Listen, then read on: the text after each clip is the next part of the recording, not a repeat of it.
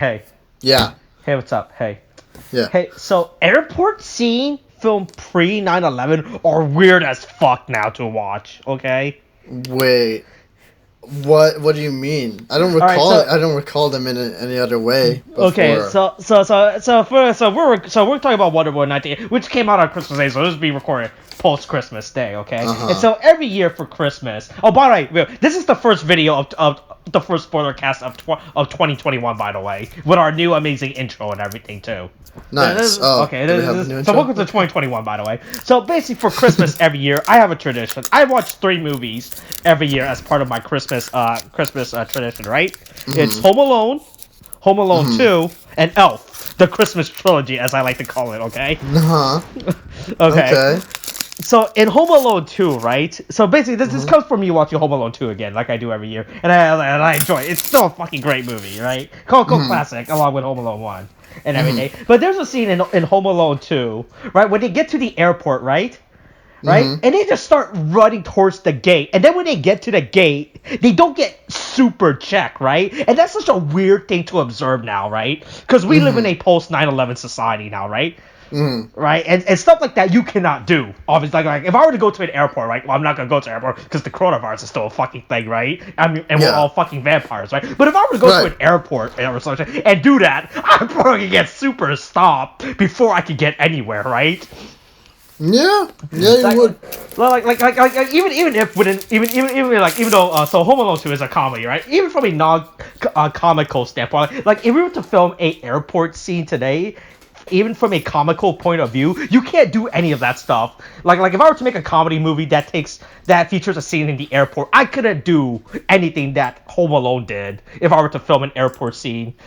And right? Like if I were to film, I probably can't. I mean, I could film it, but it like the implication will be like what I'd be the same. If you get what I'm saying, right?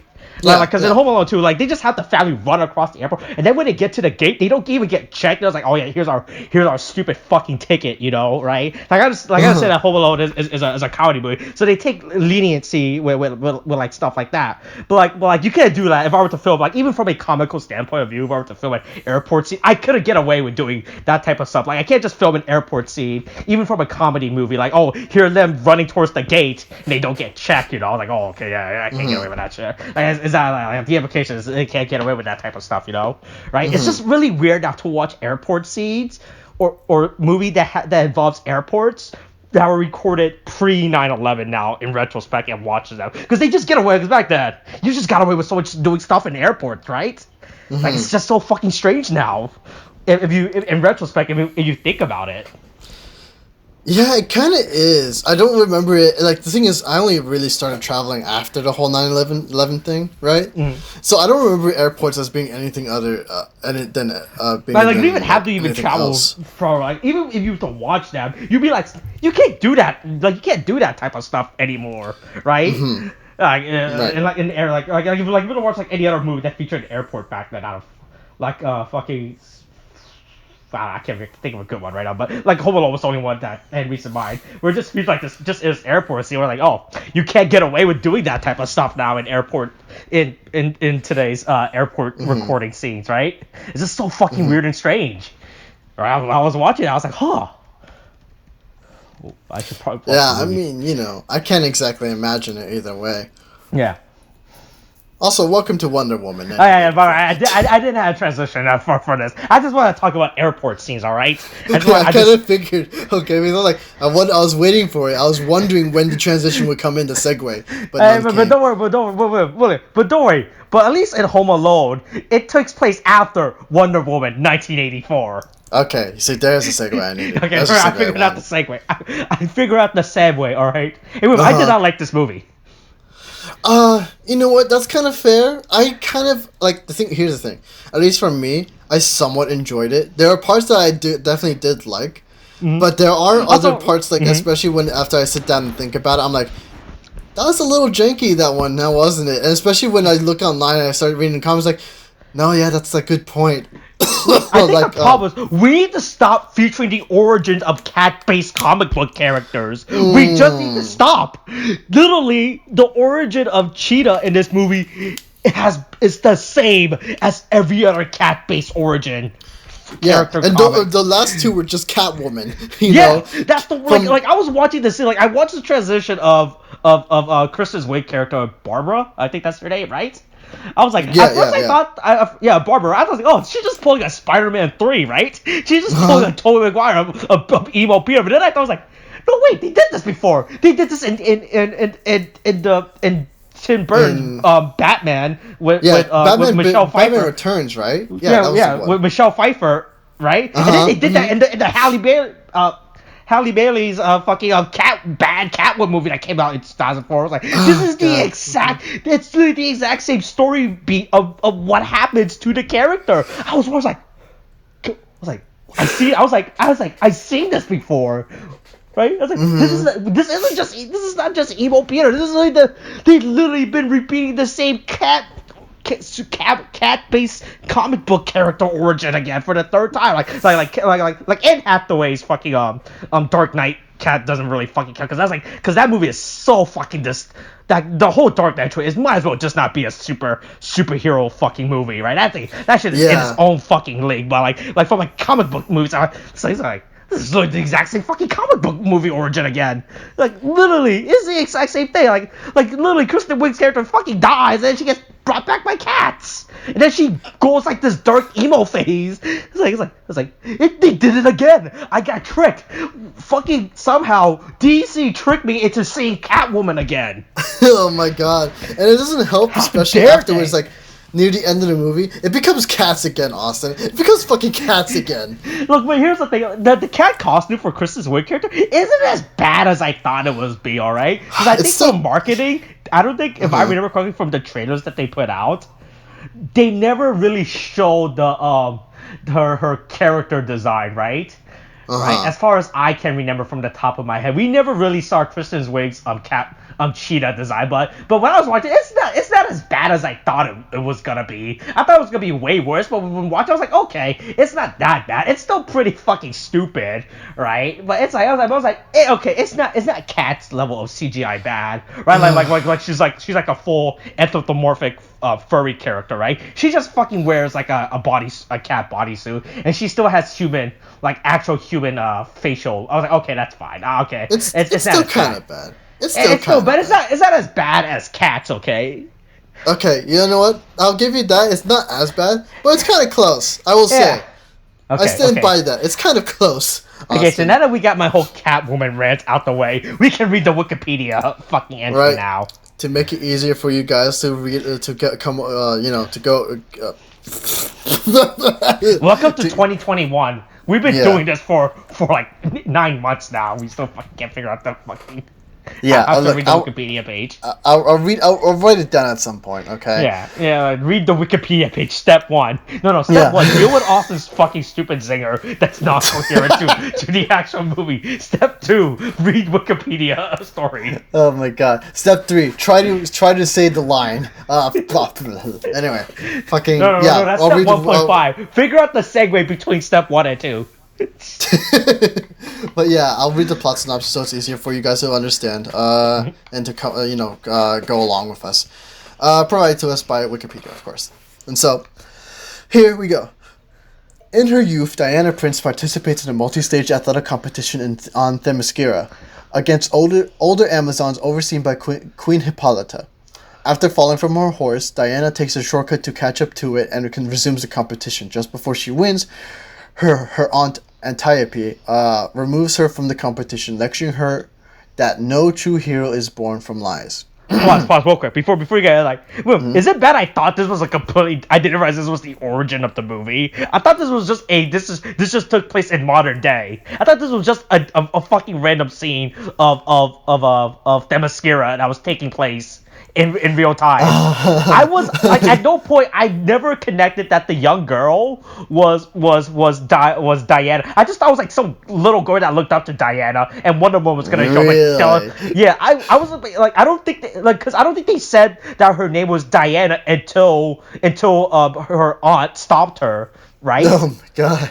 So I legitimately thought this was just a scene that was taking real place in time. I thought Diana was gonna be there to make a stupid speech or some shit, but I didn't realize this was actually her origin, I guess, or something. Like I legitimately thought it was because the problem with Themyscira, right? They're fucking stuck in time. Like there's no fucking advancement of their time. Like you could show this movie 5,000 years in the future, 2,000 years in the past, 5 minutes from now, it will always look the same, right? That was my problem with that. So I wasn't sure where this scene was taking place until they said that her name was Diana. I was like, this is in the past. Oh fuck. I mean, I thought it was pretty clear, at least to me. But then again, Austin. I legitimately thought like this was like, I thought it was like something like some empowering scene of like, oh yeah, you're a little kid, you can stand up to adults, down with adult authoritarianism, all right? Revolt. This is the age of kids now. Jesus Christ! What kind of fucking anti-establishment shit is this? I don't know. I didn't know what this young girl was thinking at the time, except apparently cheating. I'll get into this scene later. All right, so yeah, now that I got that out the way, that connection, that connotation out the way for us to establish, we can continue with the movie read now. Okay, and so. In 1984, 66 years after the first film, Diana works as a senior... But before Batman v Superman. Yes, before Batman v Superman. Diana works as a senior anthropologist at the Smithsonian Institution in Washington, D.C., specializing in ancient Mediterranean civilizations. Diana also secretly fights crime as Wonder Woman. At work, she meets new employee Barbara Ann Minerva, an insecure woman who comes to idolize and envy Diana. The envy is not made clear. Maybe a little bit. But after Wonder Woman foils an attempted robbery, the FBI asks Barbara to identify a cache of stolen antiquities from the robbery. Both Barbara and Diana notice that one object, later revealed to be the Dreamstone, has a Latin inscription. Now, apparently none of them fucking can read. Even though one of them is from a fucking civilization 5,000 years in the past. Yeah. But apparently no one else can read it, because apparently in that job you don't study up on ancient languages. Yeah, you don't say fuck that. That's for fucking nerds. Who studies that shit? And so, Diana unknowingly uses the stone by wishing that her deceased lover, Steve Trevor, was alive. His soul then returns and inhabits another man's body. His soul or the soul being reborn into him? And that movie is not going to come out till after this. So this is being filmed out of order, by the way. No, they were released on the same day, weren't they? No. But this movie is coming out first before our soul discussion. Okay. You know what? Fair. That's fair enough. Anyway, yeah, his soul then returns and inhabits another man's body. Oh boy, that's a whole discussion online right now. That really is. It really is. I didn't realize how bad it was until someone brought it up online, and I actually had to think about it. I mean, we'll get into that. We'll get into that after this. Later, after Diana saves her from an assault, Barbara wishes upon the stone to become like Diana, inadvertently attaining Diana's superpowers and godhood. Failing businessman Max Lord Lorenzano visits the Smithsonian under the guise of a wealthy donor, secretly coveting the Dreamstone in hopes of saving his failing oil company. And so, during a gala at the Smithsonian, Max seduces the unwitting Barbara, who is taken by his charm to gain access to her office and steal the Dreamstone.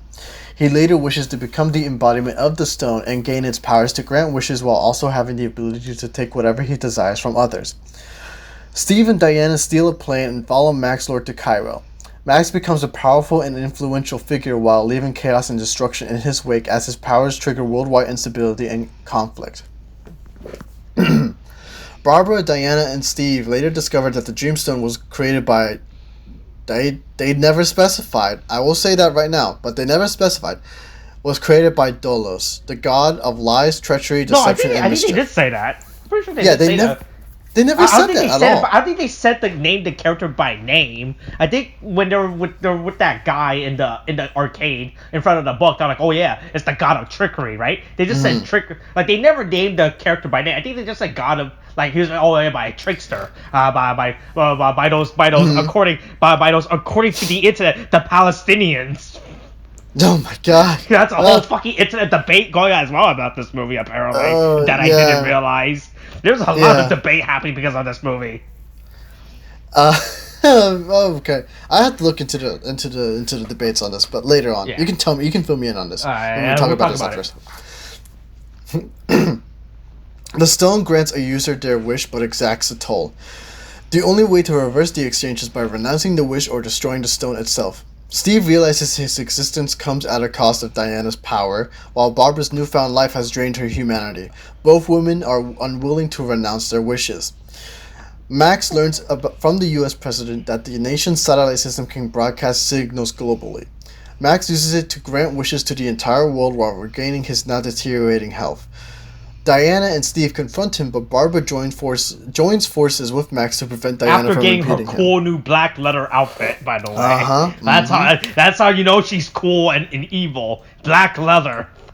I hope they haven't done that in any other movie yet. Yeah, there's this whole discussion of her character too, but we'll get to it.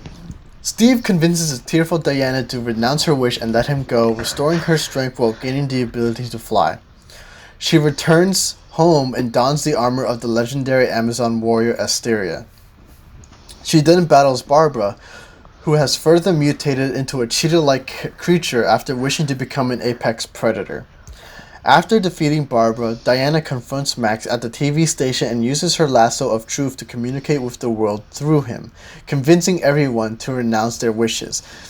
Okay, hold on. That's pinned to self. Talk about that. Okay. She also shows Max visions, first of his own unhappy childhood, then of his young son Alistair, wandering the streets terrified and crying for his father amid the chaos Max created. A tearful Max renounces his wish and rushes to find Alistair.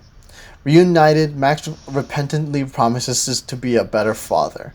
Sometime later, Diana meets the man whose body Steve possessed while she continues to watch over the world. Yep. Yeah. Meanwhile, Asteria is revealed to be secretly living among humans, much like Diana. Alright, Liv. Alright. So how do you want to start this off? Okay. Besides our Catwoman rant, I went into at the beginning of the film. Yeah. There are several things that are kind of like, the thing is, again, just to make it a point, at least with me, I'm okay with this film. Mm-hmm. But the thing is, it's like you have to kind of enjoy it superficially, because if you start looking into it, you kind of see the problems with this movie. Now, I was like, I don't understand the Dreamstone's fucking ability and how fucking is it like. So is this thing pretty much an Infinity Gems level of power? It's confusing, right? Because I don't understand how powerful this thing is. Because it could just fucking create nukes, and then it could get rid of nukes. Like I was like, to create a nuke, right? That's already a lot to do, right? Yeah. Well, I'm not a nuclear expert, right? I'm just assuming I just can't go to Walmart and be like, one nuke, please, right? Yeah. That's what I do at Walmart. I just walk up to the butcher and be like, give me a nuke. Mm-hmm. I assume it's the butcher who's in charge of the nuclear waste at Walmart, by the way. Yeah, right? That's who's in charge of it, right?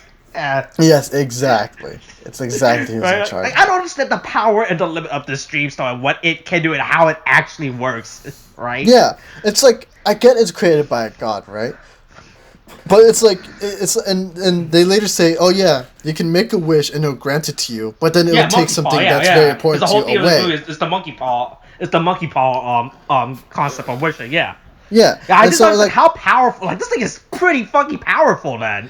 Yeah. If that's the case. It's like what, like how? It's oh my god! It's just like, is there no limit to what this thing can do? And it's just like it can, like, again, it's like there's a thing. It's like the president makes the wish, right? But what's something that's to him personally that he loses? Because he seems totally fine afterwards, right? Mm-hmm. I was really confused about how much power this thing actually had. Like, and so I guess like so apparently it can bring people back from the dead, or and I was like okay. I was like, okay, that's a pretty good way to indicate how powerful it is. But then once everyone on Earth, right? Because we established in the movie when they said that only like kings or powerful people have had it, right? All right, and then when they unwish for it, and everything goes back. I was like, okay, that's fine. That's what it. But then when the entire Earth started wishing, right?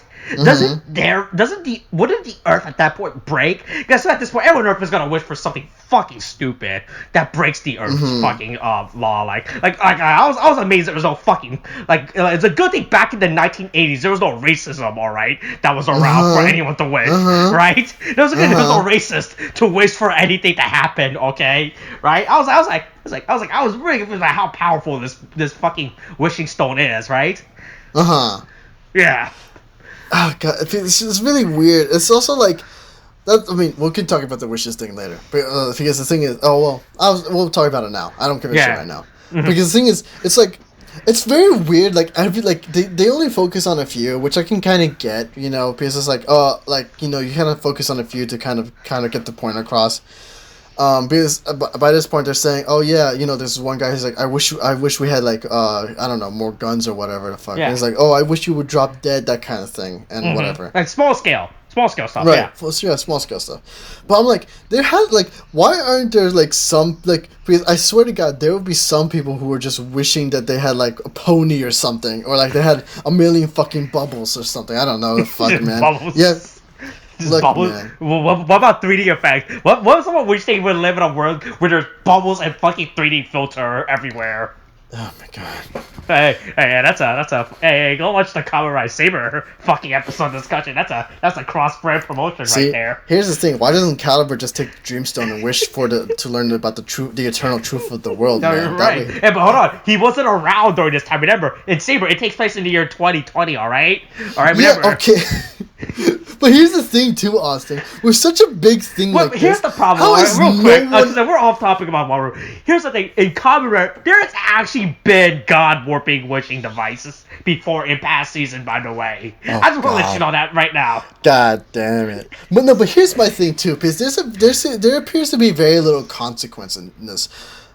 Maybe if only because especially as soon as they get rid of the wishing power, like because I assume they're pretty much following the logic of fairy godparents by this point when wishing, right? Mm-hmm. That was like one of the first indications when I realized there's like no real world percussion that's happening because of everyone wishing stuff on Earth, right? I was like, this is just a fairy godparents episode at this point, right? Yeah. That's what it felt like for me. Like, here's the thing: once that happened. The thing is, like, this is why I kind of wish, at least with this movie, it was a lot more smaller scale. But again, that's the thing we'll get into. But like, this is the main reason why.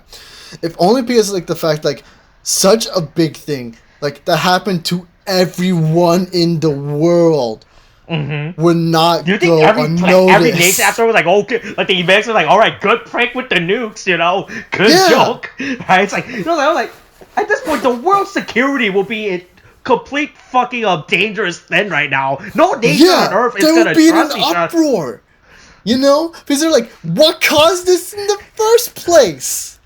Where all your nukes go? Yeah, and at this point, it's just like they would have to look for it. They need to know about the Dreamstone. I swear to God, if anybody learned about the Dreamstone. Speaking of nukes, real quick, here's the thing: every nation launches their nukes, right? Right when like.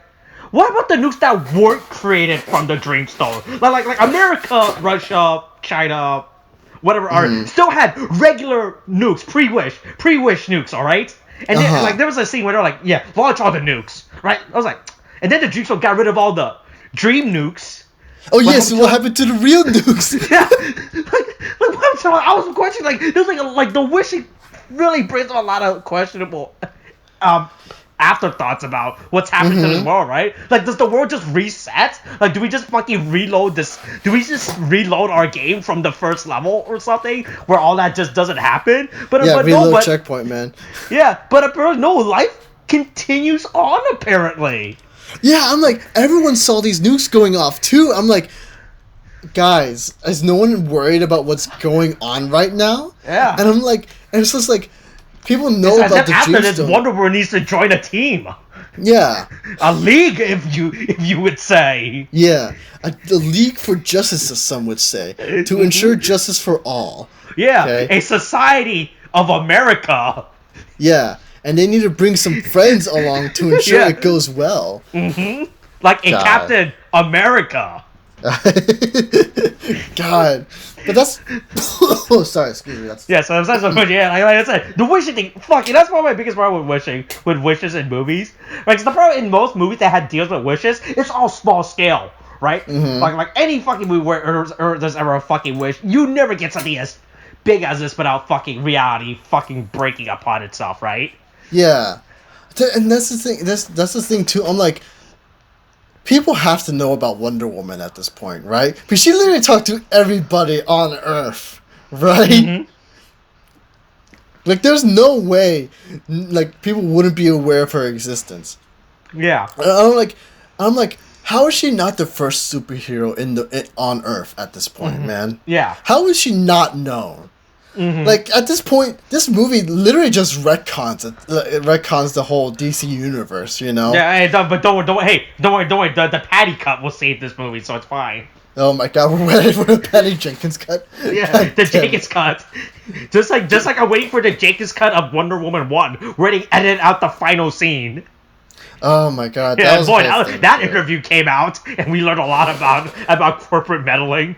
Yeah, but I figured it was always corporate meddling at this point. It's always corporate. To be fair, the third act of Wonder Woman is so fucking out of place, to be honest, if you think about it now. It really is. That it has to be because of corporate meddling. Yeah, it's like you look at it, you know, if you know enough about the movie, it's just like, yeah, that has corporate written all over it. Yeah, so Drake's a really big plot hole within the entire movie once you think about it. Yeah, it's really big. I'm like, there is no oversight with this at all with you guys. But yeah, that's its whole thing. Okay, now that we got that out of the way. I would have been fine if they had literally a reset to the moment where before all this happened, right? Because like in movies where they do these stupid wishes, like I wish none of this. It cuts back to the point in the movie where the thing doesn't happen, right? What's a good wish movie? Like I know it's been done in nearly every wish movie, but I just can't think of one right now, right?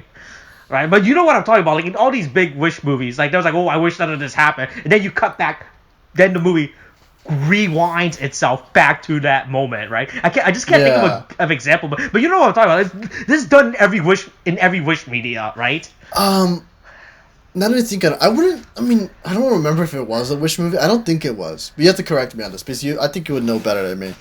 But wasn't that kind of similar to Donnie Darko? Oh fuck, I don't know. I know about Darko. I haven't fucking went into Donnie Darko enough. Because I remember this whole thing like the main character is basically. Like, he lives at a point... It's a bit like Final Destination, where, like, he lives at a point where he wasn't supposed to, if I remember correctly.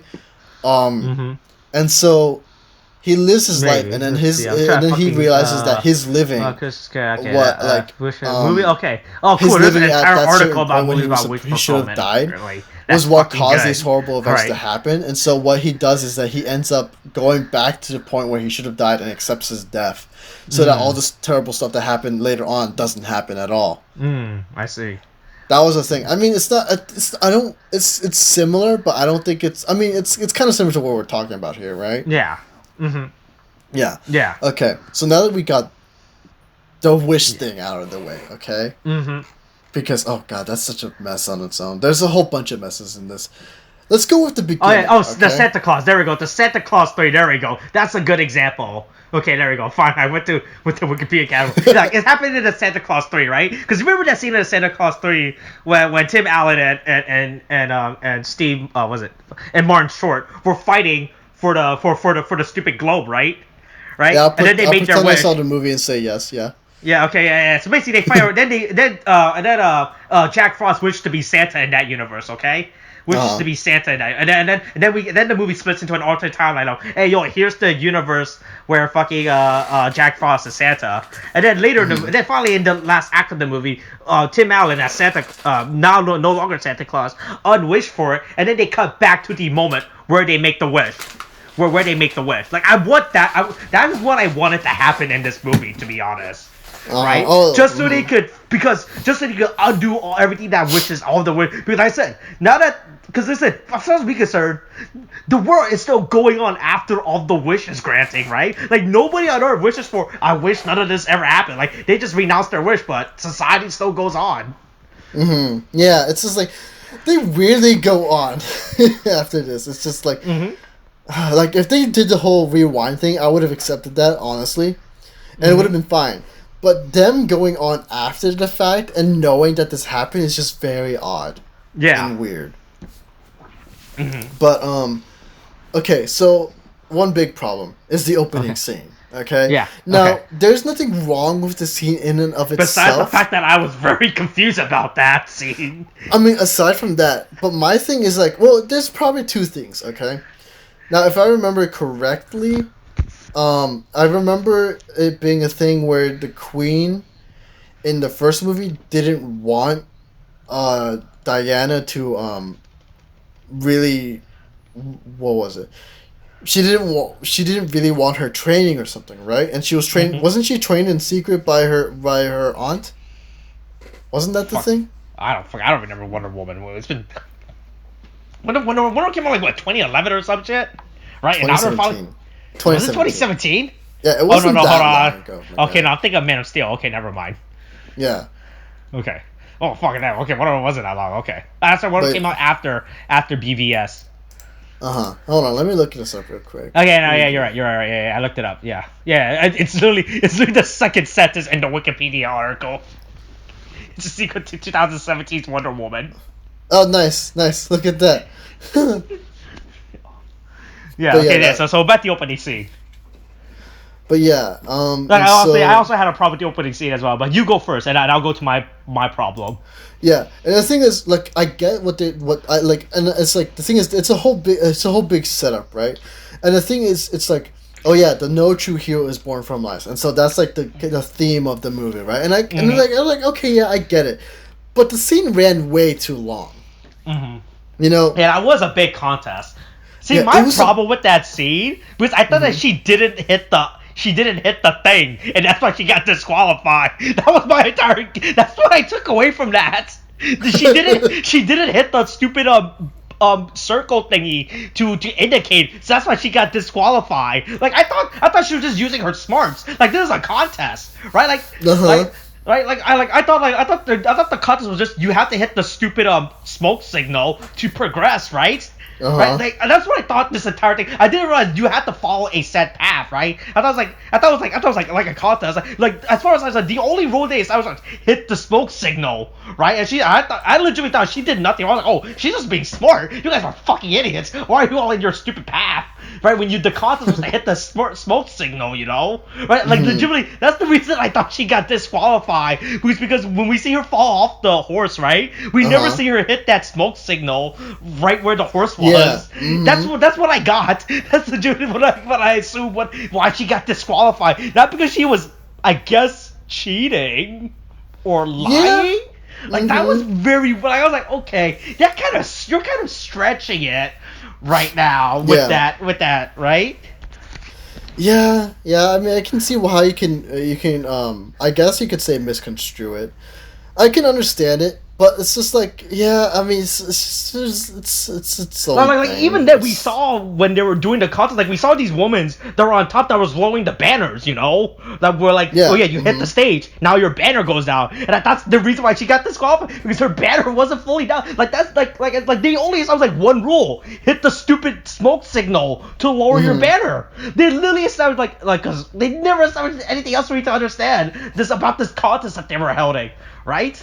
Yeah. No, I mean, I get it because it does because they showed it and they showed it as a very important thing. It's like, oh well, I guess she lost because of that, but no, apparently she was cheating because she took the short path. Like, oh, I guess, all right. Yeah, which I Dang. guess we established that, you know, right? Yeah. I was like, yeah. That's why I was really confused when they discussed. I didn't understand. I didn't realize she was cheating. I was like, I legitimately thought they discussed because she didn't hit the stupid smoke signal. Yeah. That everyone So, else yeah, was, and then she was ruining the sports of competition. Like, oh, you didn't do what everyone else is doing, right?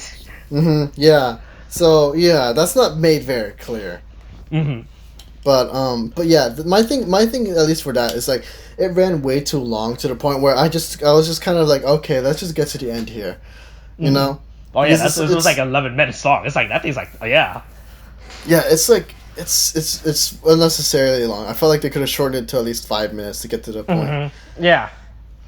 Like maybe make it so that maybe she's like, because the thing is at least to make it more lore appropriate. Because if I remember, like I think the queen only like when did she start training Diane? Or like when did she allowed? I don't fucking I don't know. I don't remember anything about 111. I just remember the third act, the most memorable act of that like, scene.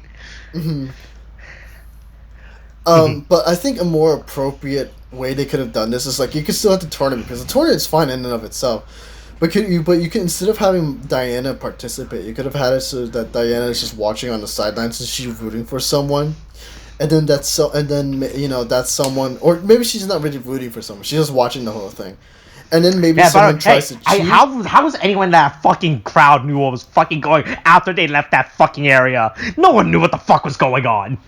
There was no fucking. I don't even know. There was no fucking cameras or fucking sage or fucking like the worst part is there was literally like after they jumped off the platform to go to the ocean, right?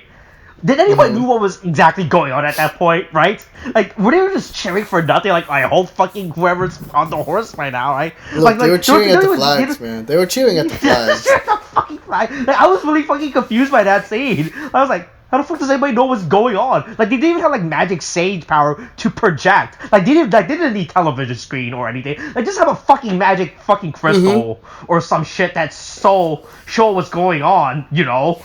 Because I'm like at that point like the crowd doesn't know what's going on. Yeah, they really wouldn't. But and that's how like no one in the crowd even knew that Diana was cheating. How did they know she was cheating? That's like very true too. This fucking thing makes no sense. Like there was no scouts along the way. Actually, no. Was there? The one way I could say they would know is honestly because she didn't freaking get the smoke to go up. You know? Yeah, like besides, like that was my biggest point, right? Like that was my argument. Yeah. But the problem is like the worst one. There was like so you know how in a marathon they have the scout people along the pathway to give out to watch them, right? Like there was nothing like that. It was just them running a path with no supervision, right? Yeah. Yeah, so that was really confusing to understand. Like, I don't understand how anyone knows how this competition works. Like, there's nothing stopping anyone from just stabbing the other contestant. Like, hey, bitch, move out the way. I'm winning this fucking contest now, right? There was really nothing stopping from child murder from going on along this contest. Like, the other could have just fucking child murdered Diana, right? Oh my god. Like this contest is really leading it with the rules. Like it's just going on an honor system at that point, right? Like, did you cheat? Did you take steroids? No. Okay, we trust you, right? Like it's to be fair, they are They are on a hidden island, but that is ruled by only the Amazons. So I mean, are you saying women can't cheat or commit child murder? I mean, they have no reason to. That's all I'm saying. I don't know. I think anyone of any gender can commit child murder, no matter where you are. Oh my god. Okay, sure. Okay, sure, Austin. Sure. Okay, we've been on this fucking tournament thing for long enough. Let's go to the next bullet point. Hold on, no. Let me just finish my thing. Okay, yeah, you finish your thing. The fix-up, okay? Okay. But yeah, tournament. Diana's watching, alongside her mother, and then they keep it within the stadium, so there's no big race. And then they have this one person who does like subtle things like cheat, like sticking out her leg, tripping somebody or something. Something like that. And then they disqualify her, and then her mother be like, "No true heroes are born from lies," or have her onto it, and then that's it. That's all you need. You don't need too much, Yeah. You can still make it exciting with it, like by just seeing the Amazons participate, but then you can have the moral lesson kind of like happen with Diana just looking on as like, hey, that's not cool, man, and it's like, you're right, that isn't cool. You see, if you do uncool stuff like that, you can't be a hero, and then that's it. That's all you have to do. Yeah. Okay. But so yeah, that fixes that up, right? Oh, I thought I heard something. Oh, there's a ghost in the room. Oh no, that was the movie. Okay. But yeah, there was no ghost in William's So room. next problem, that we'll talk about is Cheetah. Okay. Yeah. Catwoman. Or Barbara, as she's called, right? Because no one really calls her Cheetah in this movie. Yeah. Aside from the rehash plot line of Catwoman put into Cheetah, okay? I think I have a real problem with how they kind of portray her downfall. In that, the thing is, she is an insecure woman, right? And she's not really being paid attention to. But then she makes the wish to be like Diana. And so she gets that. And that's all fine and dandy and stuff, right? Now, my problem comes in the fact that they tried to portray her her newfound strength and independence as a bad thing. If only because the thing is of the way they do it. Now, everything up to a certain point with her, like, being, loved and stuff is fine, right? And so that's good, and all that stuff is good. The bad part comes in the fact that, like, the thing is, at one point she gets assaulted, right? And then Diana saves her. And so pivotal moment. Yeah, right? And so that's why she wants to become like Diana, right? Yeah. And so she gets all that strength and power and stuff. And now here's the problem. Now, the thing is, she has her powers at this point, and she's taking a run. I don't recall why, but in the middle of this run, she basically runs across her assaulter, right? And so the thing is, she, very rightly kind of beats the guy up, right? Yeah. For what he did. Although I will say she does feel like she's going a little far, but I'm like, he kind of adrenaline. Yeah. Yeah, he was about to do a terrible thing. Because the thing is, like, when that was happening, I wasn't worried for the guy because I don't really like him. I was more worried for Barbara. He's like, okay, Barbara, just chill out. We don't want you to do anything that would just basically mess with your head later on, right? But then it's just like, then this homeless guy comes in and then says, her friend. Her friend is like, Barbara, what are you doing? And then she's like, mind your own business, old man. Yeah. The future is now. No, but it's just like they use this as this one and only time to kind of say, that it feels like they're saying, yeah, her being strong and independent and confident in herself is a bad thing, right? And I think it's like they could have gone by telling this in a different way. Because like the thing is, you could have it so that she beats the guy up, right? And then maybe she leaves him, right? As a moment of like saying, "Oh yeah, I don't have to worry about you anymore." But maybe later on, she, rather than having the homeless guy kind of come up to the guy, you could have maybe had it so that at one point where she like I would have appreciated a more subtle thing where she kind of runs by the homeless man.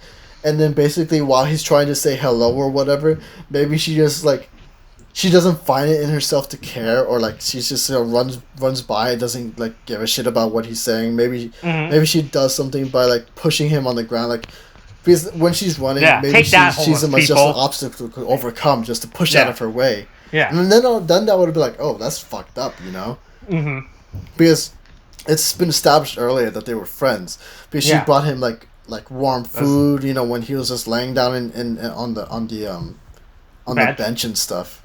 Yeah. And it's just like, it establishes that she's a good person, right? But then if you saw like maybe like you could at one point you could cheer for like, yeah, stand up to that motherfucker, right, with the assaulter. But then it's just like, but later on if you saw her coldly mistreat the person that was once her friend, right? And maybe she's like, Barbara, you know me, I'm your friend. It's like, I don't need friends MJ. like you. I don't need you anymore, MJ. Yeah, and then it's like, if she turned back, it was like basically like, I don't need friends like you anymore. I'm strong now, or whatever the fuck, right? Yeah. Then you're like, dude. Then you can be like, oh, Barbara, that's kind of fucked up, right? Yeah, that's a dick move. Then at that point you're kind of aware, okay, this wish is fucking with her somehow. And then once they confirm it's that affecting later her psyche, yeah. And once they confirm that later on, then you'd be like, wow, so that explains why she's like that. And then maybe you see, I would like more of a progression of her losing bits of her humanity, like she maybe have her losing her care for other people, her humor, and then basically she's not as jovial or like laughs as much as she did before, But and so that's kind of the thing where I wish they did, so that it shows that they're because otherwise they never really clearly show Barbara losing any real part of herself, It doesn't feel like she lost anything in return, Like, we only know she's losing something when Diana's like, but your humanity, you're losing it. I'm like, but I never saw that. Yeah. And that's the other major thing with like Barbara's character, just kind of irks me. Anyway. Alright, so I was just drinking water, sorry about that. Okay. Yep. Point 3. Okay. Where's the point 4? Yes. Sure. Hold on. Okay. Sure. Yes. Stone opening. Barbara catsuit. 0.5. Okay. 0.5 is Steve. Yeah. Hey, there's an online internet debate going on right now about the character of Steve and the person he possesses, right? Yes. You can go ahead and describe this one. Hey, so Steve soul comes back, right? He possesses a random guy. It's not like anyone she knows. It's just like random fucking guy, okay? Right? And then they're like, oh man, look, it's Steve, right? Which I really felt was really fucking weird, right? I would have liked it better if it was like fucking just a regular guy. She sees it's Steve instead of just actually, oh no, it's just Steve, right? Alright, so basically later thought of it, then they bang, right? And then they bang. I was like, oh yeah, Steve. And now there's an online internet debate going on right now. Did Wonder Woman rape a guy in this movie? Right? Yeah, because the thing is, again, it's this whole thing where, like, I don't know why they had to do it this way. Because literally everything happens in this movie because of magic. The thing is, all they had to do was basically show it as Steve. And basically, like, I guess they kind of wanted it to be this, like, thing where, okay. So I can explain possibly why they wanted this to happen. Okay? Because Diana's at the party, she's all alone and stuff. She hasn't really recovered from Steve's death, because like something like that, it's a horrible thing to go through, and like there are instances where, like, sometimes a person can't exactly move on from the death of a lover sometimes, because it will change you if you were like that connected to a person and then they're just gone from your life forever. It's just like it's hard to deal with, right? Yeah.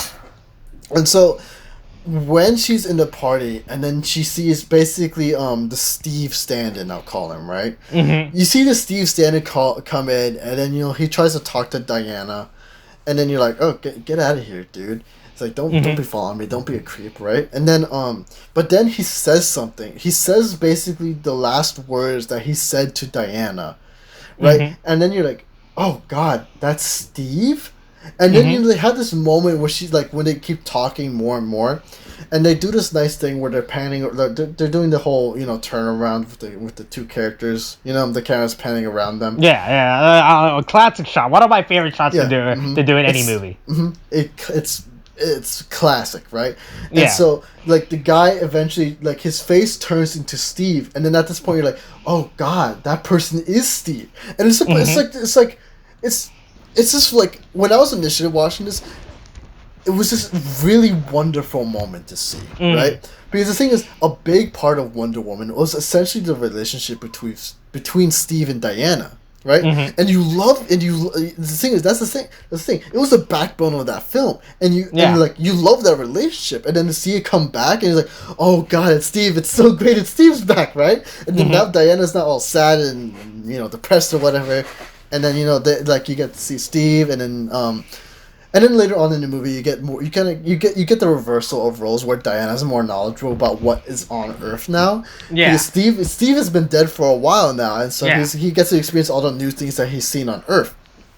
Yeah. Like with elevators and not elevators, with escalators and trains and sonar and jets and stuff. Yeah. And it's wonderful to see, and it's fun. Sony Walkmans. Don't forget the advent of Sony Walkmans.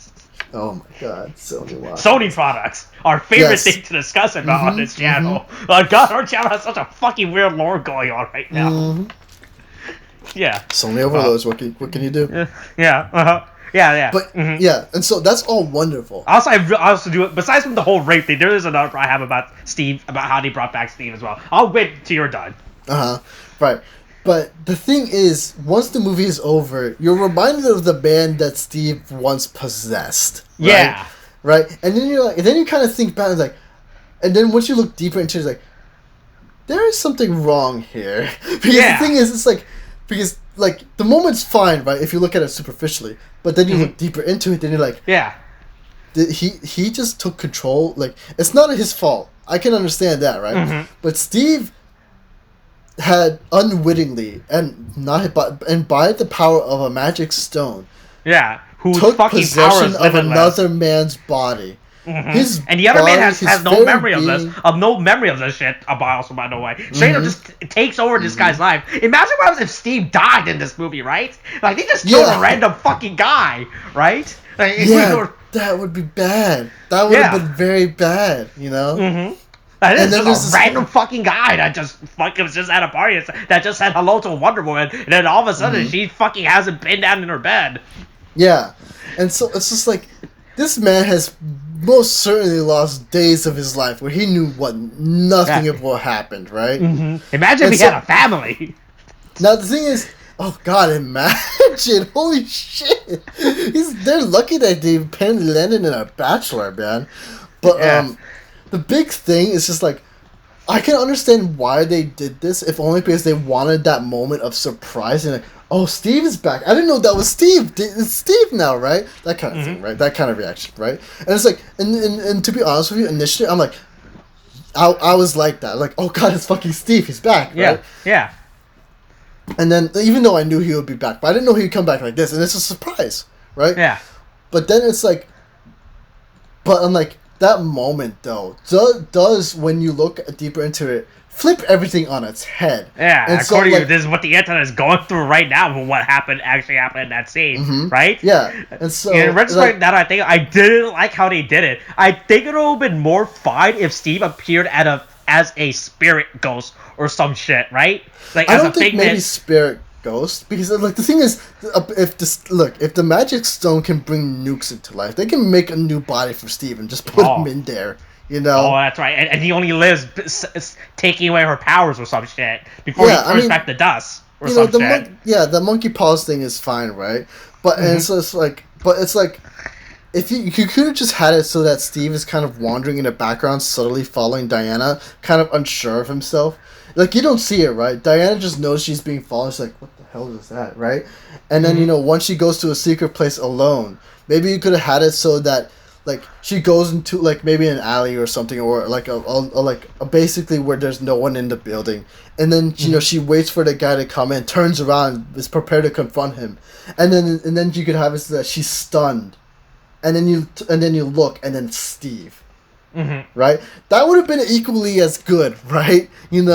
Yeah. That would have been fine. But they wanted that other moment. I'm like, yeah, it's fine. And I do appreciate it when it was happening. But looking back on it, it's just like, this is problematic as fuck, dude. Yeah. I wonder if they were going to address this. Yeah.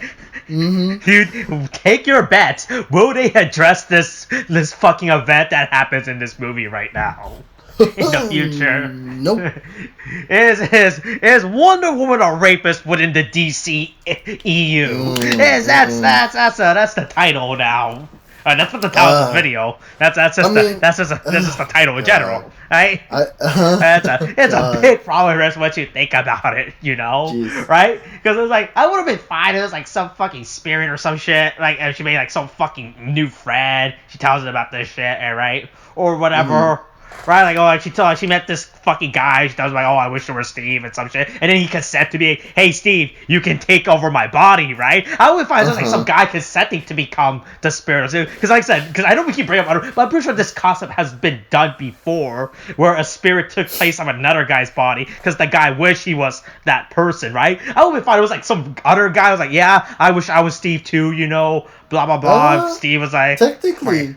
Technically, that happens in Cyberpunk, honestly. Okay. How big? You can have a giant cyber dick in that game. You can do whatever the fuck you want, all right? Yeah, you can even choose circumcised or uncircumcised. Yeah, and you can also I am not choose. Joking. And you can also choose to be glitch or glitchless as well. God. But you can choose to have frames or no most frames. of the time, you're gonna be choosing to be a glitch. Oh my god. No, but yeah, that's just... Oh yeah, so what's your other problem with Steve, actually? Okay, so I went over the fact that Wonder Woman's is most likely a rapist within the DCEU now. Should have been a ghost. I was like, once I realized that he just took over some guy's body, I realized I think they should have just brought him back as a spirit or some shit. Guy died, and then have her throughout the movie realize, hey, you can't hang on to me anymore. You have to move on, right? That would have worked actually pretty have well Steve too. to be like the fucking link between her of the past and of the past and of 1984, right? Of moving on, right? I would have liked it like that, like, oh yeah, you have to let me go to move on, some shit like that, right? I would have liked if they did something like that. Yeah, right? if that was the monkey's paw situation. Like, if it's like you can wish him back, but you can't actually do anything with him. He can only hang around. Yeah. Like, if they made it so, like, it's a bit like, sort of like what we're talking about is like a bit like the Ghost movie situation. You remember that with Patrick Swayze? Yeah. Yeah, and so like, it's like this whole situation, like, oh, but more like along the ways like, oh yeah, he's there, but like maybe she goes for a hug or something. She can't actually hug him, and maybe only she can see him and stuff like that, and that just makes it really sad for her. And while they do hang around and talk, and it's fun for them, but it's just like it's a sad way of living, and maybe like Steve, seeing that tries to help Diana to realize that, and does in the end help her see that. That would have been an interesting way to take it too, Yeah, that way we can show her character growth, because the way that this movie just does, like, yeah, fucking that, you had to let me go, right? Like, I didn't like how they fucking just handle, like all of a sudden it's like, all right, I gotta go, right? I can't deal with this, right? Yeah. It would have made, like, in terms of like character growth, this would have made her character way more impactful and go through such an emotional changes compared to what they did. Like, oh yeah, you just gotta wish me away, and then you get your powers back, right? Like she has to come, like, even though she does come to a reality, oh yeah, I can't have you here or whatever. Like, she has like, but if it was like a ghost who was like, oh yeah, Diana, I'm gone, you have to move on, right? Like so make it like just appear as a spirit, like who's just hanging around, like that. Yeah. Okay, so after this, I think there are maybe 2 more points after this. 3, really. Okay, I also have some points. Yeah, okay, so, do you want to go through mine first, and then we go through yours? You go through yours. Okay, because one of the things that, it's a very minor thing, and I don't mind it as much as other people did, because it's just, like, I liked what we got from it anyway. Like, you get it so that Steve, like, you get that moment where Steve and Diana go into the Smithsonian, right? And they basically steal a jet, right? And then it's like this whole moment where, like, Diana's like, oh, I forgot to tell you about radar. They'll be able to find us wherever. But it's like, oh, but don't worry, I can make us invisible, right? And so like, I get what they, like, I understand what they wanted here, and I kind of liked it too. If only people's like, oh yeah, so this is how the invisible jet thing can become a thing. Because it was such a classic thing back in the day too. Yeah, a classic thing that people still make fun of today. Right. But in here, it's like, and then it's like, oh yeah, I can make the jet invisible, and then but Steve somehow knows how to fly the jet, even though apparently he can years beyond him. Yeah, even though everything's invisible now, he can still realize. Oh yeah, that's yeah. Yeah. Right, speaking of the jet, I got a point about the jet now. That's not about the jet. All right, keep going. Yeah, and the thing is like, and I get why people complain about it, because Steve started knowing how to fly their jet, and an invisible jet on top of that is like, it's like, yeah, he wouldn't really know that, but I'm like, for me, it's just like, the moment's fine enough. I can overlook that, So it's not a huge deal, because I like the whole them kind of talking, and then it's just like, even though it's not the best lines that I've heard, he's like, oh well, how do you know how to fly? It's the one thing I don't think I can do. And it's like, oh, it's just like, it's just wind and air. It's just like, you have to know how to catch it and stuff, right? I wish it was a lot more eloquent than that, but I liked how it came back in and how it helped Diana learn to fly later on, right? Although I do have problems with, like, I do have problems with some of the music in here, because they do use music that were from previous movies. Like, when she's learning to fly, that was the soundtrack that they used from Sunshine. And then they also used I want to say they used soundtrack from the Man of Steel at one point, right? Yeah, I don't know. Yeah, hold on. Sorry, a lot of this talking is getting my throat parched. Haven't done this in a while. William was dying. I am not dying, okay? If I cough up blood later, don't worry, it's fine. Okay, anyway. Don't worry. It's only the vampirism from the coronavirus vaccine that's taking effect. I'm just coughing up the virus, that's all. Yeah. Jesus Christ. But so that's a minor thing. Now, my second thing from this movie is the usage. I'll say it's the usage of Max Lord, the villain. Now, Pedro Pascal is a fantastic actor, and he's fantastic in this movie too. Hey! In the future, with my Star Wars dream, he should play a Star Wars character. Okay, God. I think he would be a great Star Wars character. Isn't this coming up first? Oh, fuck, you're right, damn it. Dude, I just realized that. Fuck, the illusion. The illusion is ruined. The continuity is ruined. I just fucking realized that. Fuck. But, Okay, oh, hold on. Before you go to Pedro Pascal, hey, I just want to say something. Hey, when they were flying the jet through the fireworks, how did they not die from that? I mean, I don't think fireworks is as powerful as you think they are, if only in the fact that I don't think they can bring down a plane. Like, wouldn't it impact them at that point? Like, here's the thing, I don't know much about fireworks, right? But at that point, wouldn't it obscure their fucking views? Like, I see, like, it doesn't smoke and everything else fucking explodes when the fireworks explodes, right? I realized, shouldn't their plane actually be going down at this point? Because, like, oh fuck, we decided to fly through fire. Well, so I don't know about you, but if I ever drive through fire, I'm gonna bet I'm probably not gonna see the road in front of me. Okay, okay, right? I've never drove through fire before, but I'm gonna take a guess. If I were to drive through fire, I would probably not see what's going on, especially when there's a bunch of fucking bright lights as well. That would probably make my vision even worse, right?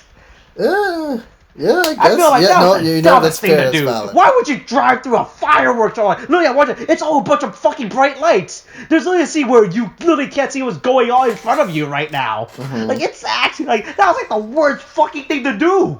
Like, you couldn't drive, you couldn't fly around it and then look at it out the window together. But instead, you had to drive through that shit. That's a fucking terrible idea. It's the same reason why I would never drive through fog, because I can't see what the fuck's in front of me. I mean, you can still drive through it. You just drive slow and with your headlights on, you know. Oh yeah, good thing jets have headlights. Yeah, exactly. Remember to put the jet light fluid on. And the jet light fluid. Remember the jet light fluid? Oh my god.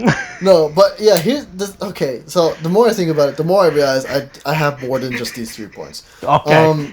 But the fireworks thing, I just kind of glossed over. If only because I like from a visual point, it's fine, but like when you think about it, it's pretty fucking not safe. Yeah, right? it really isn't. Yeah, it really isn't. Like, I like the scene. Like, yeah, I thought it was a nice moment of their scene. You know, like, yeah, that's great. They're fucking, you know, that's their moment. But then you think about it, it's like, this is really dangerous. Honestly, it's like the Titanic, right? It's like, yeah, oh I mean, my god, it's really I'm dangerous. king of the world. Yeah, right. Yeah. Okay. But, So what else? Another Pedro thing that's a Pascal. problem. Yeah, great actor. Yeah, I liked him in this movie. Yeah, they did a really good job. Yeah. If only Disney would pay him would pay him more to act out of the suit. Yeah, exactly. But when the thing is, and he's an interesting villain because he's not your typical villain. He's like this I guess people mention it, and I don't really see it. If only because he's not as dumb, at least to me. We're gonna get political here for a second, but he kind of portrays himself as a failing businessman in a very Trumpian sense, right? As people say on the internet. I didn't really get the sense of him being like Trump, except for maybe the haircut. But like, yeah. I thought he was just playing like the classic businessman. That's what I was thinking too. The classic businessman of fucking character archetype. Like he had the fast talking style, like the swiftness. Like, hey, yo, what's up? Yo, come join my. That's pretty much what every businessman in 1980s, because they all did cocaine. Right? That's what every coke fuel business executive was like back then. Yeah, they all snorted cocaine and thumped their chest and go, you know, that kind of shit. But fucking. The thing is, he's an interesting villain in that he's not strong, you know, in the sense that like he's not physically strong. He's not the big old tough guy who leads armies or is able to fight a villain or the heroes like toe to toe, you know, that kind of thing. He's very much a guy who could very much lose to Diana, and you know, he's just like all he really has going for him in a sense is just like he has a stone with him, and using the power of the stone in the way that he did was also very interesting. And it's just like, it makes it very like, it's just like he's very unusual in terms of a typical supervillain, right? And so like I like the whole kind of thing where they set up like, oh, like he's a he's a big businessman, but he has like a child of his own, and he's just trying to take care of him and trying to do all this stuff so that his child will want for nothing, that kind of thing. That's kind of how they portray him. And then and it's like throughout the story, you kind of see how he's starting to grant more and more wishes, but he starts to lose more and more of himself, right? Yeah. And I would have liked it a lot more. But and here's my thing with with the movie too. It's like, because of the big sense of scale that they went for, which was unnecessary. I would have liked it if they instead focused on him losing more of himself and more of his relationship with his child, showing that like that's what he was losing. That was his monkey's paw, right? Yeah. And so like, or maybe his kid just being taken away by the dream, by the wishing god. Ooh. Yeah, like Ooh. like maybe more, it's something more realistic in the sense that, oh, you're not taking care of your son, you just leave him here, he does nothing, and then and then someone on his staff maybe starts to notice and starts to care. They bring in child services or whatever, and he starts to lose more and more of himself as he tries to keep his son with him, but in doing so he loses his son, and it's just he's starting to get further and further away from him, that kind of thing. Yeah. And in doing so, he causes more and more danger to come to the people around him, in a desperate attempt to be more than what he is, and then more and then trying to do what he can for his son. But the thing is, he starts to lose sight of what's really important, because he focuses more on the material rather than the emotional. And then people get hurt, like, I don't know, people in child services, maybe a car crashes and his child's in there. And then he starts to realize or something. I don't know, something like that. It's just a thing. Yeah. But and it's like we kind of get that a bit at the end, but the scale of at the ending of the movie is so ridiculous it can't be appreciated. And I still like the thing that's happening with Max and his son. Like, that's fine, but it's just like, I think we didn't even need to have two villains. Honestly, I thought you could just have this movie with one villain. Now that I think about it. Yeah. But the thing is, it's like, it's just the fact that, like, it's like, it's not the point about the amount of villains. It's just they didn't handle it too well, because we get good character progression sort of with Max Lord, but that starts to go. They start to build that to take that back a bit in favor of the scale and spectacle later on in the film, right? Yeah. When earlier it was a lot more personal, and like a lot of the movie was just a lot of character stuff, character interaction, character building, and because it really spends a lot of time in just like focusing on like in the first half, right? It just focuses more on Barbara and on Diana, and like how that things start to change around them. Like, she was like, how Barbara was once insecure, she becomes more confident. And when Diana was like a lot more withdrawn, she becomes a bit more lively and outgoing once Steve comes back, that kind of thing. Yeah. And you also get some stuff with Max Lord, where he's like, he's in the failing business, but he cares a lot for his son. But like later on, he starts to focus more and more on his business, trying to do what he can. But his son is very much neglected at this point, right? And that's all fine and stuff. But the thing is it's not handled all too correctly, because there are missteps. You get the misstep with Diana and Steve basically taking over somebody else's body. There's a bit of a misstep there. There's Barbara and the handling of her character, and how like they decide to show her loss of humanity in the wrong way. And I would have liked it more if they did it how I suggested before, or something like that, right? And with Max Lord, they have him globetrotting to cause chaos, when really it should have just been more focused on him, because what we had in the beginning before was fine, with him like with his son, and him losing himself to his business and his need for greatness for his son, right? And then, so it's just like him maybe losing his son to child services would have been a lot more poignant for his character. And then him, like, maybe he realizes, oh, I need to give up the wish but I don't want to do that because it was all for my son and for for us, that kind of thing. And maybe it's not until like something happens to his child that he decides to renounce it or something, right? Yeah. And it's like maybe it's only through Diana. Like maybe like at the end you could have it so that he's trying to make another wish, but the wish doesn't work because he already made his wish, and then Diana, with the lasso of truth, as they established before, decides to show him the truth that it was him that was causing all of this. Then he would have renounced the wish, and then everyone would have been fine. And then if it reset, right, that would have been fine. And so, that again, there's that bit of a misstep. It's just a mishandling of his character. Because I like what they do with his character. And I like the ending of his arc, right? Yeah. Of his character arc. But it's kind of, again, it's lost in everything else with the scale of everything. And I know why they did it. They want to send a message, like... But it's just like... Yeah, don't make wishes, idiots. Don't make wishes. If someone gives you the ability to give you a wish, don't take it. It's a trick. It's a scam. Yeah. Don't ever wish for anything in life. But that's the thing. It's just like the no true hero is born from lies motif could have worked very well with Max Lord if they focused on that. If he showed more instances of himself basically saying, "Oh, where he's like, where he's lying to himself, saying, I need to do more and more wishes so I can make a better life for my son. When in fact what was happening right in front of him, which he chose to hide from himself and just lie to himself about, was the fact that him doing this was ruining the relationship between him and his son, and that he was gonna lose him if he didn't just stop, right? And that would have been fine. Now, that's my whole thing with Max. Okay. Now, I will say the biggest thing that the last plot point I will say is kind of the big scale of it, because again the scale is just kind of ruins everything. Yeah, it's a big movie.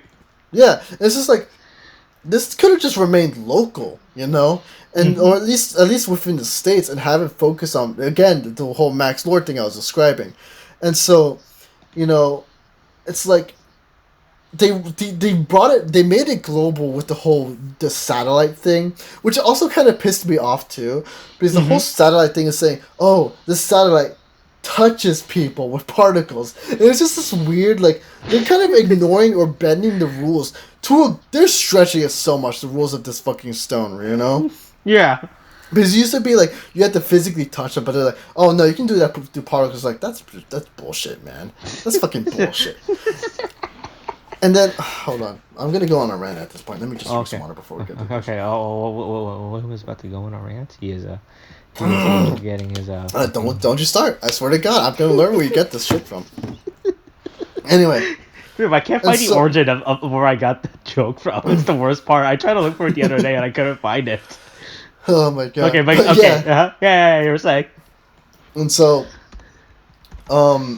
they did that so that they could make it so that the globe is destabilized or whatever, and they make it this whole big world stakes thing when it didn't need to be. And then it's just like they have this weird, like, here's the thing. Now he's talking to everyone. Okay, fine. Yeah, fine. Everyone's making a wish. Whatever. That's stupid, but whatever. But then at the end of it, it's just like when Diana gets into the office of the thing, she throws the camera off, and then basically at the point she cuts the broadcast off from everyone, and then somehow, because Max Lord just stands in this like weird beam of light thing, which is what is representative of the satellite. Yeah, I was really confused by that. Yeah, somehow she can talk to the world through that by using the lasso of truth. I'm like, I guess the lasso of truth was a signal if you think about it. Oh my it's God. a signal. It shows her thoughts. All right, her thoughts went to Maxwell Lord, right? Yeah, but it's so dumb. I'm like, that doesn't make sense. That's stupid, man. There's no point establishing that this could work. Okay? Because him standing there, you need something to broadcast, You can't just stand in the middle of a thing and expect that to broadcast like a big microphone. It doesn't work like that, Because once you destroy the camera, that didn't work. You stopped it. You stopped any chance from saving the world at that point, okay? Yeah. The only time, I was honestly expecting her to have this very, the thing is, the only way they would have made me accept this, it was if she had a very heartfelt talk with Max Lord, you know, Yeah. and him renouncing the wish undid everything. Yeah. You know, I would have accepted that because then, Yeah. like, because they established this thing with the lasso of truth. The lasso of truth can show you like visions of the past to kind of show you the truth of things, right? Mm-hmm. And I'm like, okay, yeah, sure, that's fine because it's just like it's not the biggest retcon of a power I've seen to the lasso of truth or whatever. Mm-hmm. It's honestly within the realm of possibility, right? Yeah. Like where it's like, yeah, that's acceptable, right? And I was expecting it to be like, oh yeah, you're having this talk. You're showing him visions, like you're showing him the mistakes and what this was. You're showing how every country on Earth has a nuke now, and a guy has, and some random guy has a nuke now as well. Everyone just has nukes. Yeah. Yeah, but it's like you could have had this thing where like you see the destruction of the world. If they wanted to go that, I still would say my way is better, right?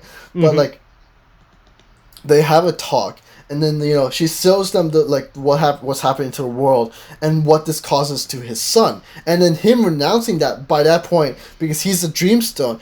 Because the thing is, he chose to be the Dreamstone at a certain point in life, right? And so if he undid that, it would undo all the wishes from that point onwards, and so it would essentially have him go back to him never having made that wish before, and then.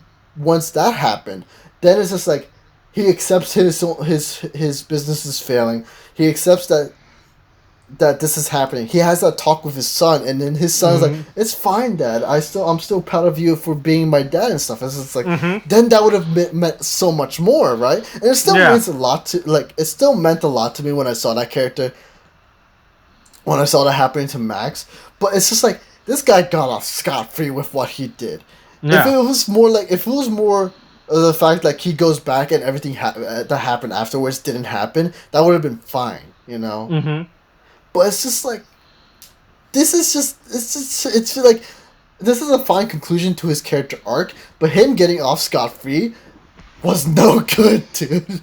Especially considering the fact that the world was essentially globally it was destabilized. It was going to shit, man. It's so fucking really weird. Yeah, and it's like this is really dumb. If they went with the way I just said, I just spitballed this at you, like Austin. And it's just like if it was more like him losing his child to child services, maybe, and then when he just tried to get him back. And then he causes an accident. It's like, no, it wasn't my fault. It was like the stone. It's like, no, only the stone. Don't lie. Stop lying to yourself, Max. And then Diana uses the rope and then shows him the truth. It's like, it was never the stone. It was you using the stone that caused this. And it was you blinded by your greed and by your want of becoming like a great businessman or whatever that caused this to happen to your son. And it's like, oh God, you're right. Because he's he is a caring father, and so it's like, if he's like, okay, I wrote now, it's like, oh God, it is my fault. And then they have a heart-to-heart. Diana forgives him or whatever, or maybe she doesn't have to, but like maybe you have Max apologize to Diana, and then it's like if you're really sorry, you know what you have to do, and it's like, you're right. And then he's like, I renounce my wish, and then he goes back. And then you have the heart-to-heart that he could have with Max and his kid. It would have meant so much more. It would have been satisfying, you know? And that's just, it's like, oh God, that's his thing. But that's his own. That's my I still enjoy the movie, and mainly because I like what it attempted. But it's just like, man, you went about it the wrong way here. Yeah. You know. And it's mainly because they got lost in the spectacle of things. Now, I had another point I was gonna say. Okay. The other point that was unsatisfying to me. Okay. Is the combat in this movie, and the movement. It felt flighty as fuck, dude. Yeah. Like no, but you remember when Diana was running down the street? Yeah, it was really fucking weird. Yeah, it was weird. She felt like she wasn't really touching the ground, you know. Yeah, and the thing is, it's like a lot of. It was really fucking weird. Yeah, I remember it was like that was like a super green screen. I was like, I guess they just didn't want to film Gal Gadot fucking running down the street, you know. I guess now, Yeah. I guess that's in her contract. I will not partake in any filming down the street. That's in my contract. Yeah, I mean the thing is, it felt like if anything they had a stunt double, but to get the speed that they wanted there, like attached to like wires above that kept them up, so so like they have it so the stunt doubles like is touching the ground but just barely, and they have the wires just zooming down fast down the street so that they can simulate the speed, but because of that, it was just like it felt flighty and it didn't feel like it felt off, you know? Yeah, like she just like it's like the momentum. I'm worried about this. It's really fucking weird now. Like it doesn't look like she just gained momentum whatsoever, right? Because like there's been other scenes in superhero where it shows a character just fucking gaining speed before their big leap. But at least like I feel like it cuts too fast to CG or whatever the fuck as she's running. Like you don't build it up. Like I'm rewatching this scene right now. She just runs. She does, like we see like this small startup, and then then the next scene cuts to her fucking floaty of being like what you said, being floaty and everything. It looks really fucking weird. Like we don't get a proper momentum, like a proper build up for her to be like that, right? Yeah, so it is really fucking weird. Yeah, that you bring that up. And then there's the whole combat. Like whenever you have Gal Gadot or like fighting, like her punches don't feel like punches and her kicks don't feel like kicks. You know, there's just a lack of feel of impact in a lot of the fight scenes. You know, and it's just off. Like a lot of it's just off. You know, now the only time I really ever accepted the combat or anything was maybe when they're in was it Iraq? I don't remember if it was Iraq. Sure, well, whatever. Yeah. Yeah, she was in the Middle East at some point. I don't recall for the life of me when that was.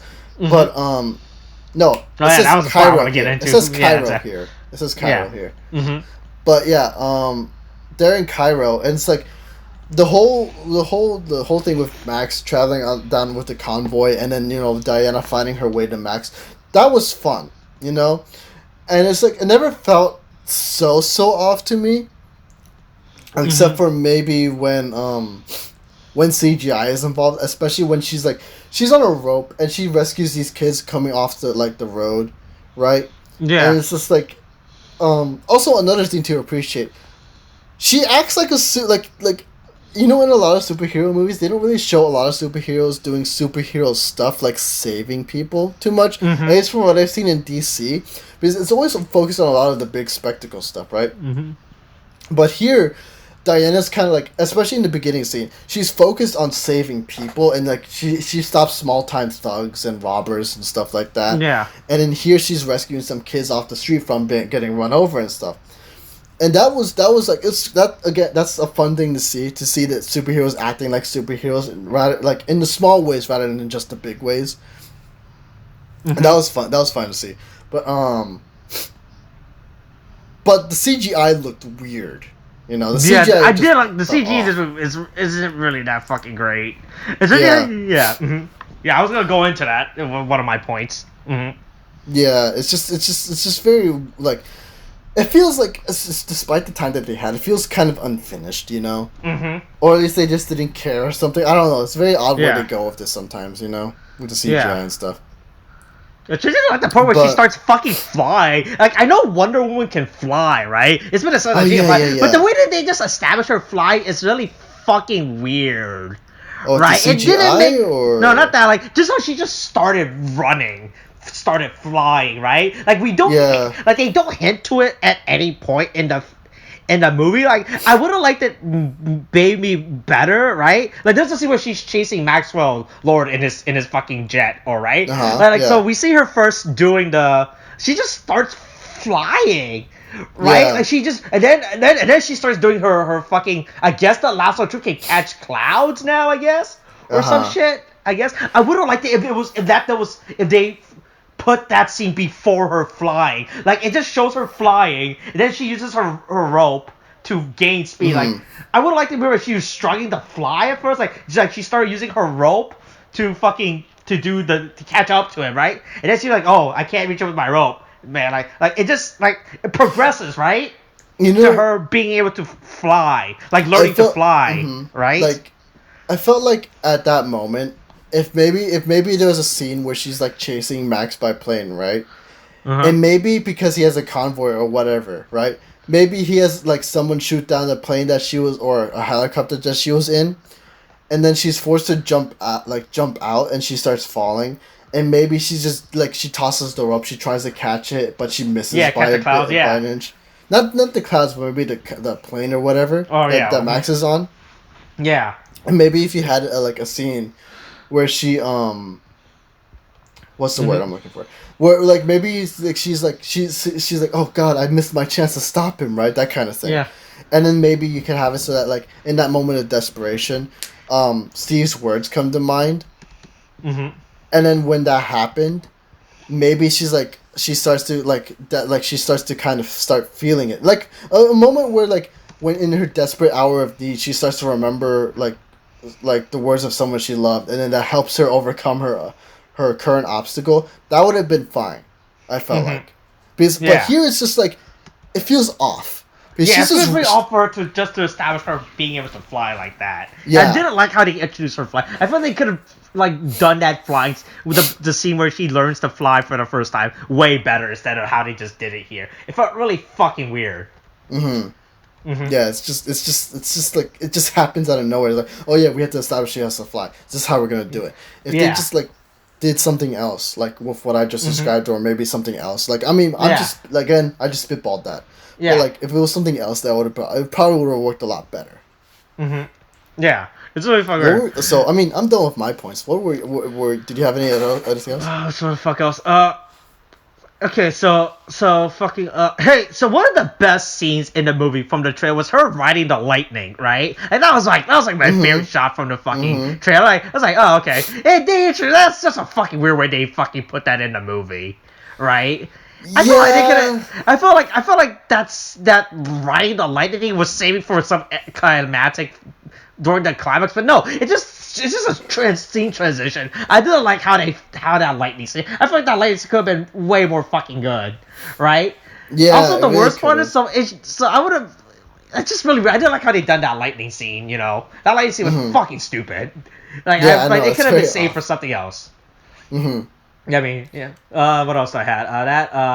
Her stupid gold armor. I guess that she has a stupid gold armor. I guess. It's just like they made a big deal of it in the trailers. I don't like. It's really impractical, right? I thought like so we've used seen movies and shows where characters have wings, right? I thought that the wings on those things were combat wings, right? Yeah. Like, instead of just being sure, like, I thought they were, like, sentient enough where they're flexible, where she could use the wings as, like, blades or some shit. Like, I don't know what the fucking character that does that shit. Like, I think Angel in the X-Men movie does it, right? I think I mean, to be fair, not to be fair. The thing is, with Angel, he doesn't do anything with his wings. He just flies. When he become metallic evil Angel from Apocalypse or some shit, he uses the wings as like weapons or some shit, right? I don't know, man. All I remember from him is that he just plucks his wings out and just shaves them off. Okay, whatever. Well, to be fair, okay, so basically what I'm saying, like in other forms of medias, characters will have like wings, they use them as weapons as well, right? It's not like fuck Diana. I don't understand what the fuck these wings does. They really don't do nothing before she just takes them apart. Yeah, that's the thing with the armor. It's just not used well in this movie. Yeah, they said this is like this legendary armor set. I was like, this doesn't feel like a legendary armor set to be much. Like I don't like I feel like the wings could have been used more practically, right? Like I feel like the wings should have been used as like a defensive and offensive capability of like, oh yeah, like she can use the wings as like swords, not swords, but like as a sweeping blade, you know, right? And then she can like retract. And like, because it does show like these wings are retractable and they do have movement, but it just like the fact that Cheetah or Barbara just easily just breaks these wings. Like I'm watching the scene again, like she's literally just picking them up. Like, oh, I guess these fucking wings aren't that fucking great. Maybe Asteria was a fucking lying was a liar. Maybe she tricked the Amazonian with their stupid armor sets. Right? Oh my god, yeah. Like the legendary, like this legendary armor does not live up to its name of being a legendary, being a legendary armor set. It's just a cool set piece, right? Yeah, it's just there's nothing special about the armor. It feels like if she put on a different set of armor, it would have been just the same. It would have been like yeah, whatever. like she just wore her regular Wonder Woman clothes. Also, I just realized when I'm watching through, she rode the lady to get back home to put on the armor suit. I just realized that. I just realized that. Like they say the best, like whatever. I think her riding the lightning is probably one of the best shot in this movie. But it's like her just using it to ride back home to pick up her stupid armor set. And then she just flew right back. I feel like, okay, that's pretty fucking stupid. Yeah, it's really annoying. Also, rewatching the movie right now, I just realized that my mention of the soundtrack, they're using the soundtrack from Batman vs Superman. The whole when Batman's parents dies again on screen. Oh really? I didn't realize that. They use that music for when she has the lasso of truth attached to Max and she starts talking to the world and shit. Oh. He's like, I was like, why did you say that name? Why did you say that name? remember, it wasn't a lance. It wasn't a spear. It was a lance, because that's what pierced Jesus. Remember that? The lance that pierced Jesus. That is what Batman created. I mean, don't get me wrong, the music's nice, but it just felt very off to hear it in this movie. You know, and look, they got that Batman v Superman money, so you know. Yeah. Right. But man, I mean, is that it, Austin? Okay. Also, another thing. So I'm not well informed about Middle Eastern conflicts. All right, I'm not the biggest expert. Right? Was this movie trying to make a statement about Palestinian-Israeli conflict? I don't know, man. First of all, it was in Cairo. Because when Maxwell Lord goes to visit the president, he was like, "Yeah, I want my land back from me from the other nation. I don't remember which one." It was like the prince guy was like, "Yeah, I want this land rightfully belongs to my people." I was like, "Is this supposed to be a statement or something?" Because I know Gal Gadot is Israeli, right? I believe so, yes. And she was criticized in the past because of statement regarding the Palestinian-Israeli conflict. Like, I'm not the biggest. I don't want to say a lot because I don't want to make it seem like I'm taking sides in the conflict or trying to make an actual statement. Right? I'm just not really big informed on the actual. But I feel like I wasn't sure. Like when they had this scene, I was like, this scene feels pretty fucking weird. Like as if they were trying to make like a statement about the whole conflict, you know? I feel like this scene is pretty fucking awkward to watch, right? Yeah, I mean, it's a little weird, but I wasn't aware of them making a political statement of this. So, but hearing about it now, it's just like, maybe they were. There's a lot of stuff in this movie. Once you think about it, it's really weird and strange in context, you know? Right? Yeah, it's just, God, I don't know. It's just like, this movie is kind of really struggling to be a sequel. It's just trying to do too much, you know? Yeah. But, I don't know. It's a big mess. It tries, for certain. And I do appreciate what it tries to do, but, man, everything else just kind of holds it back. Yeah.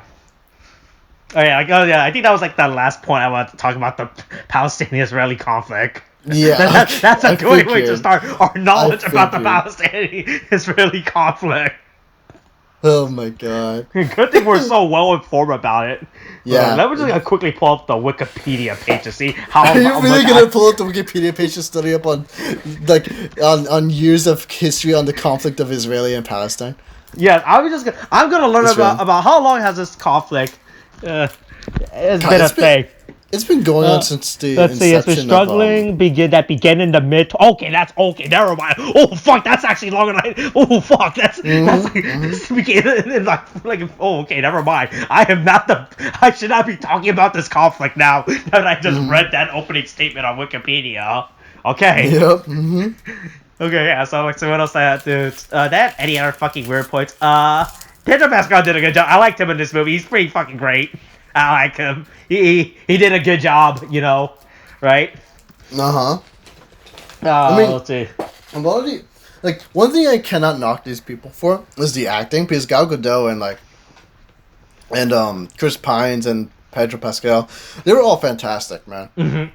There is good acting, and that's as much as like the logic really like of the films and stuff, as much as that holds it back, a lot of the strength of this movie is in the pathos of it, the emotions. I mean, and it's just like the thing is, if you like again, that's the thing. You have to look at this. If you watch this movie superficially, it's fine, you know. Like I like I like the message they're trying to say and stuff, and I like the whole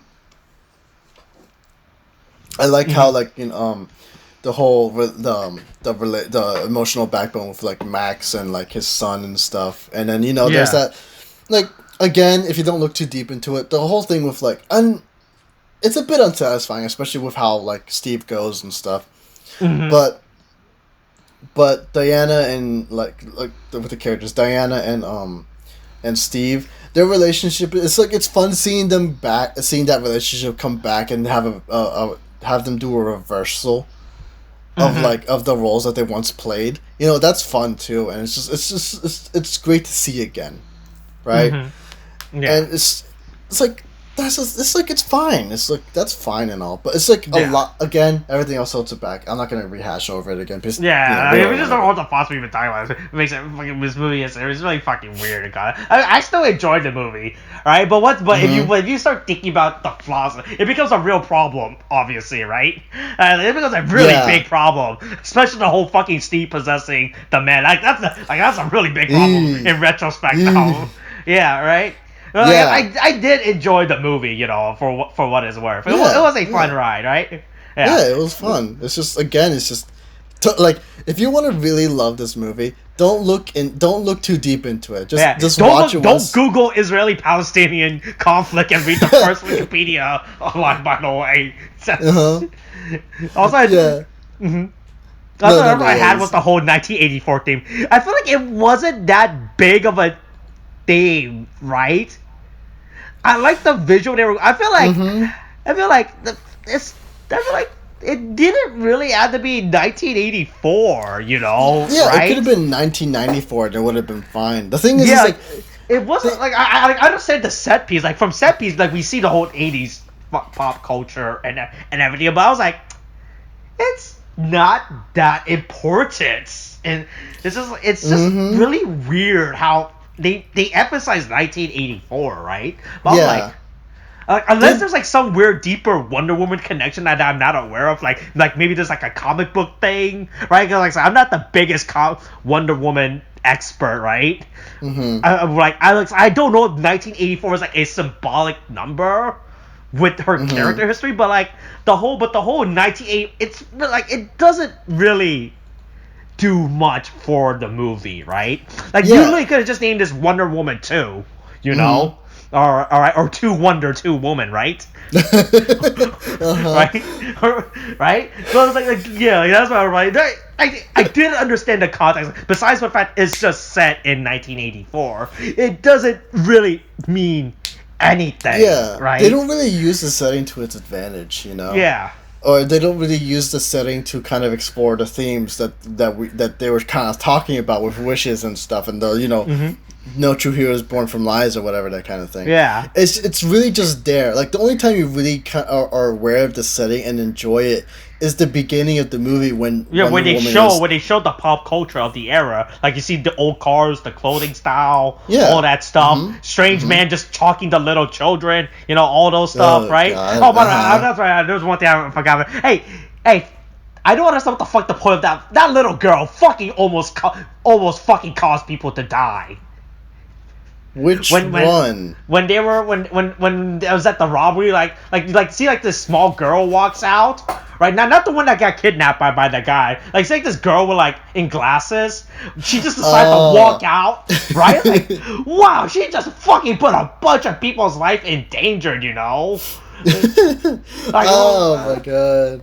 Yeah, to be honest, I barely remember what she did. I remember she literally just walked out of nowhere. Like one was like dealing with the robbers, and then she just randomly walked out and everything. I don't know, because the fucking god, her parents were not taking care of her and everything. She's just fucking there, She just fucking puts a bunch of people's life in danger.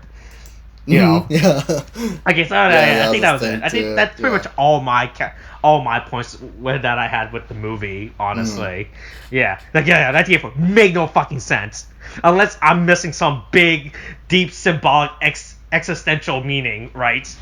Mm-hmm. I mean, yeah, that's kind of all there is to be said about this movie. To be Yeah, honest so with you. I think I said all I got all my main points I wanted to talk about within the movie out the way Yeah, same. that I'm aware of. Oh man, we went on for a while about this movie. Jesus fuck. I mean, if it didn't have a lot of problems, we don't even have to. So Yeah, yeah, and maybe by the next movie we'll be well informed about the Palestinian-Israeli conflict. All right. Oh jeez, man. Okay, that's it. That's how we're gonna end it. We're gonna end Really? it like that. Really? Do you want to? Hold on. Do you want to try and end it on anything else before we end it on that? Don't possess a man's body and then use it for potentially Hey, problematic ask scenes, for okay? consent before you possess someone's body. Yes, okay? exactly. There you go. That's how we'll end it right there. Hey, consent. That is the ending message. Okay. It's like, I consent. I do too. I don't. Are you forgetting someone? Do you freaking ask somebody? Jesus fuck. Alright, that's it. We're ending it like that. Alright. Coronavirus is still a thing. Wash your hands. Okay, thanks. Bye.